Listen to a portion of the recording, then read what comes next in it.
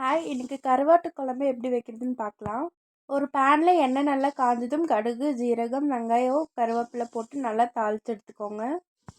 சின்ன வெங்காயம் ஆட் பண்ணிக்கோங்க, அப்போ தான் ரொம்ப டேஸ்ட்டாக இருக்கும். ஆனியன் லைட்டாக கோல்டிஷ் கலர் வரைக்கும் நல்லா வதக்கி எடுத்துக்கோங்க. அப்புறம் தக்காளி நான் ஸ்லைஸாக கட் பண்ணி வச்சுருக்கேன். ஸோ அதையும் இதில் ஆட் பண்ணிக்கலாம். தக்காளி சீக்கிரம் வதக்கிறதுக்காக சால்ட் கொஞ்சம் ஆட் பண்ணி தக்காளி அப்படியே தட்டி தட்டி விடுங்க, சீக்கிரம் வதங்கிடும். தக்காளி இருக்கிற ஜூஸ்லலாம் அந்த குழம்பு நல்லா இறங்கணும், அது வரைக்கும் நல்லா வதக்கி விட்டுக்கோங்க. வெங்காயம் தக்காளி ஆட் பண்ணி நான் மிக்ஸி ஜாரில் அரைச்சி வச்சுருக்கேன், அதையும் இதில் ஆட் பண்ணிக்கலாம். ஆட் பண்ணிவிட்டு அதுவும் நல்லா குக் ஆகிற வரைக்கும் நல்லா வதக்கி விடுங்க. லைட்டாக பபிள்ஸ் வர ஸ்டேஜில் மஞ்சத்தூள், 1 ஸ்பூன் சில்லி பவுடர், தேவையான அளவு உப்பு போட்டு நல்லா மிக்ஸ் பண்ணி விடுங்க.